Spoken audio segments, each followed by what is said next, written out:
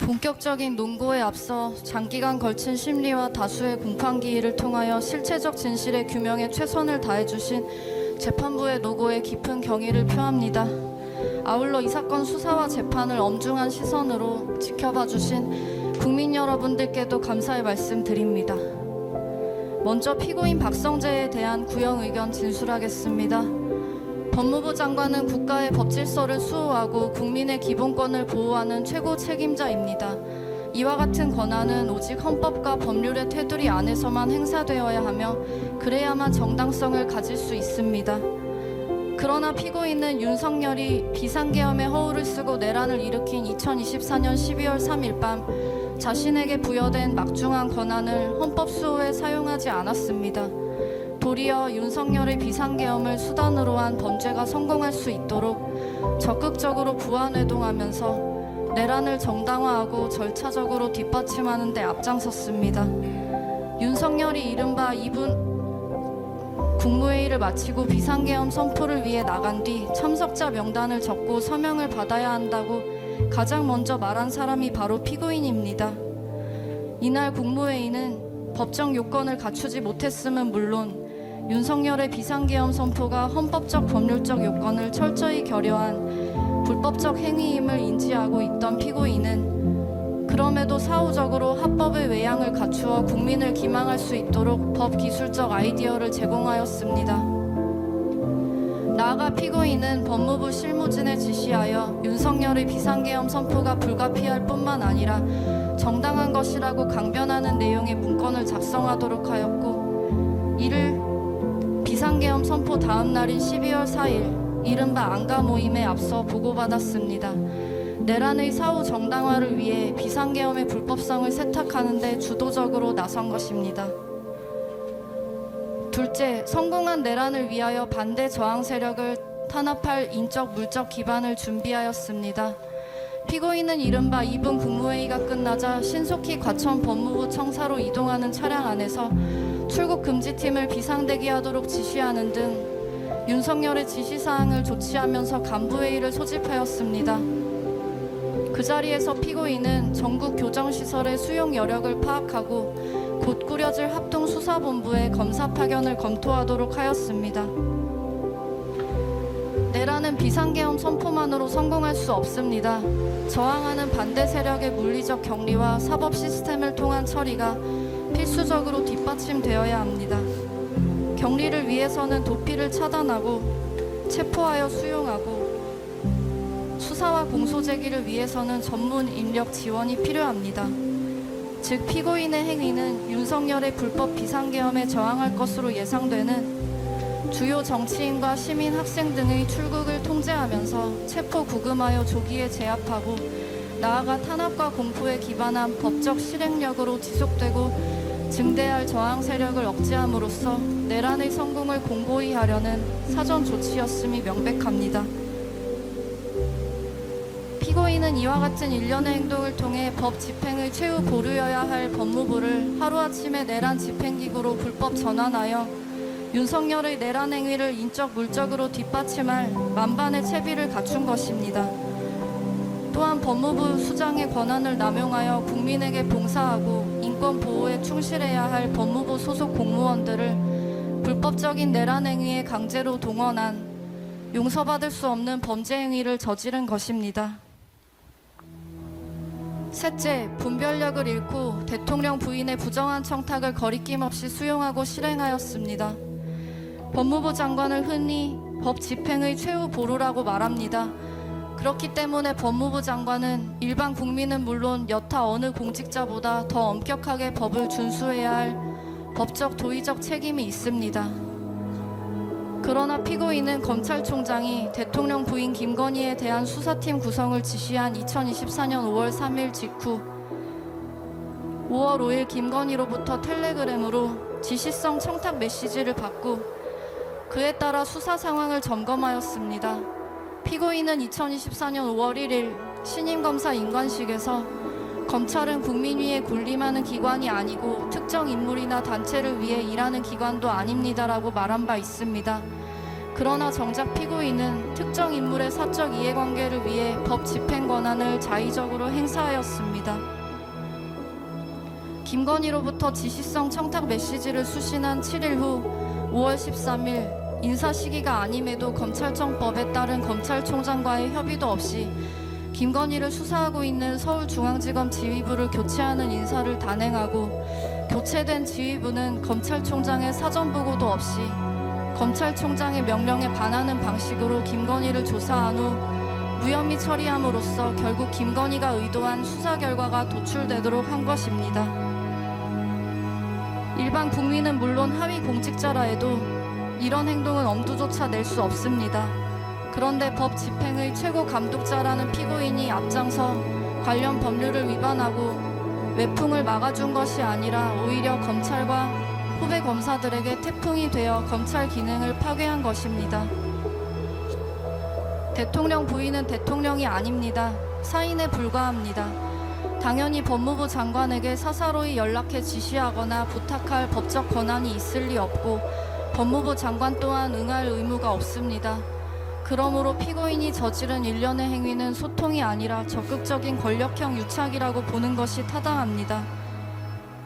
이는 피고인이 후배 검사들에게 하던 언행과 달리 공적인 법 집행의 기준을 사적인 인연이나 권력의 향배에 따라 자의적으로 운용해왔음을 여실히 보여주는 징표입니다. 윤석열의 내란에 대한 피고인의 적극적인 가담행위 또한 그 연장선에 있다고 봐야 합니다. 넷째, 피고인은 위헌 위법한 행동에 대한 반성은커녕 갖은 거짓말로 국민을 속이고 있습니다.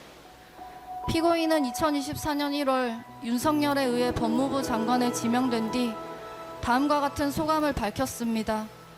임명된다면 국민의 신뢰를 받을 수 있는 공정한 법 집행과 국민의 생활 안전, 인권 보호에 최선을 다하겠습니다.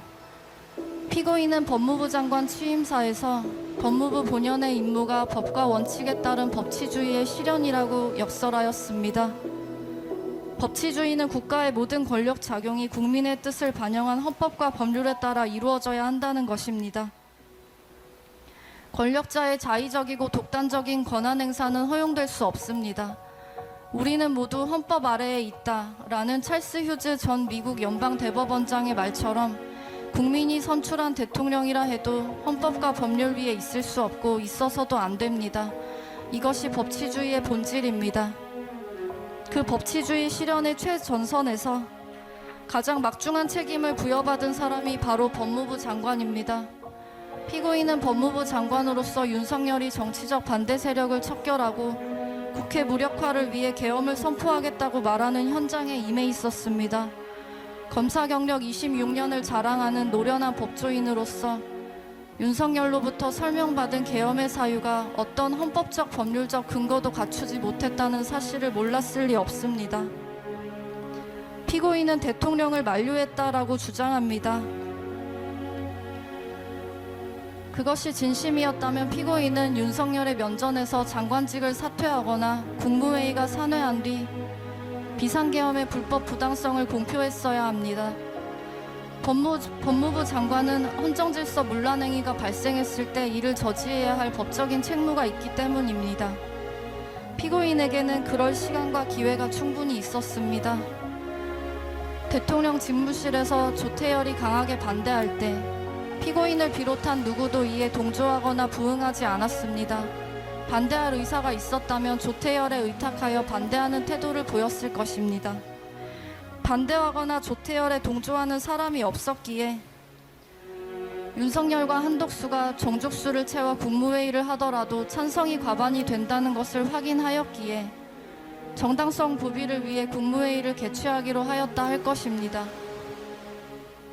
피고인은 대접견실에 대기하면서 최상목과 조태열이 강하게 반대하는 의견을 윤석열에게 개진할 때 어떠한 동조나 부응하는 태도를 보인 사실이 없고 오히려 최상목과 조태열의 반대 발언에 비아냥대며 경제와 외교가 걱정이 되는 모양입니다라고 말하기까지 합니다. 그리고 도착하여 자신의 옆에 앉은 송미령에게 반대하는 발언을 하도록 제안하는 등 반대를 위해 어떠한 행동도 하지 않았습니다. 오히려 윤석열의 지시를 충실히 메모까지 합니다.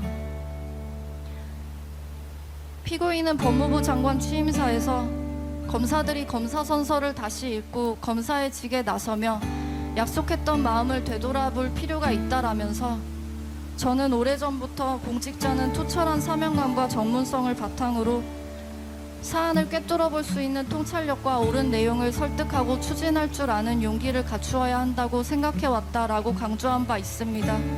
피고인이 새삼 강조한 검사 선서에는 다음과 같은 내용이 있습니다. 공익의 대표자로서 정의와 인권을 바로 세우고 범죄로부터 내 이웃과 공동체를 지키라는 막중한 사명을 부여받은 것입니다. 법무부의 영문 표기가 Ministry of Justice, 정의부라는 사실을 피고인도 잘 알고 있을 것입니다. 그래서 후배 검사들에게 검사 선서를 다시 읽어보라고 각별히 당부하였을 것입니다. 그러나 정작 자신은 윤석열의 내란 범죄를 목도하고도 눈을 질끈 감은 채 한 배를 탔습니다. 정의와 인권, 공동체를 지키라는 막중한 사명 같은 것은 피고인의 안중에 없었던 것입니다. 피고인은 국무회의가 끝나기 무섭게 과천 법무부 청사로 곧장 달려가 심야 간부회의를 소집하고 내란의 구체적 실행을 뒷받침할 만반의 준비 태세를 갖추라고 조목조목 지시하였습니다. 12월 3일 밤 피고인은 누구보다 적극적으로 비상계엄 후속 조치에 발벗고 나선 것입니다.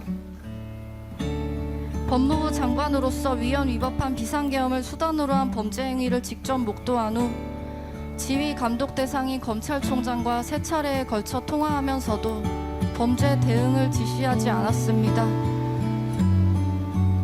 그들이 부인할 뿐 윤석열로부터 받은 지시를 이행하기 위한 통화였음이 자명합니다. 검찰총장은 12월 5일 비상계엄에 대한 수사 개시를 공표합니다. 12월 3일과 12월 5일의 차이는 비상계엄을 수단으로 한 내란이 실패했느냐 밖에 없습니다. 그러므로 계엄 선포를 적극 만류했다는 피고인의 주장은 표리부동이나 언행 불일치, 이중성이나 책임 회피를 넘어 국민의 신뢰와 기대를 정면으로 배신한 범죄 행위일 따름입니다. 우리 국민은 암울한 현대사를 통해 국가 권력을 무력으로 찬탈한 권위주의 정부가 실질적인 민주주의를 파괴하면서도 법의 외피만 빌려 독재를 민주정인 양 정당화한 사례를 익히 보아 잘 알고 있습니다. 그때마다 이를 정당화하고 국민을 속인 노련한 법 기술자들이 있었음은 주지의 사실입니다. 피고인도 윤석열의 내란 과정에서 충실한 집행관이 되기를 자청하였습니다. 피고인이 실행에 옮긴 일련의 행위는 윤석열의 내란 범죄에 합법의 가면을 씌워주기 위한 대국민 기망행위입니다. 법을 내란의 도구로 전락시킨 전형적인 권력 남용이며 우리 국민이 수십 년간 피땀 흘려 쌓아 올린 법치주의에 대한 정면 도전입니다. 그럼에도 피고인은 이 재판이 진행되는 내내 일말의 반성조차 내보인 바 없습니다. 그 대신 법령에 따른 정상적인 장관의 업무라는 부끄럼과 염치도 없는 파렴치한 변명으로 일관하였습니다. 검찰 사무를 관장하는 법무부 장관의 소임을 망각한 피고인의 공소제기 범죄 사실과 같은 행태는 작금의 검찰청 폐지에 이른 요인 중 하나로 평가될 것입니다.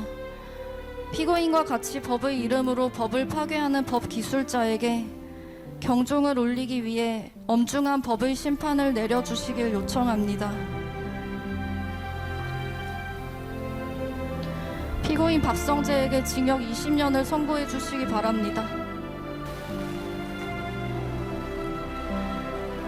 네, 다음과 같이 선고합니다. 피고인별로 선고합니다.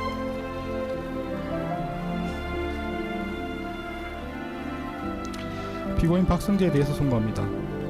피고인 박성재를 징역 25년에 처한다. 이 사건 공소 사실 중 피고인 박성재에 대한 부정청탁 및 금품 등 수수의 검제에 관한 법률 위반의 점에 대해 관한 공소를 기각한다.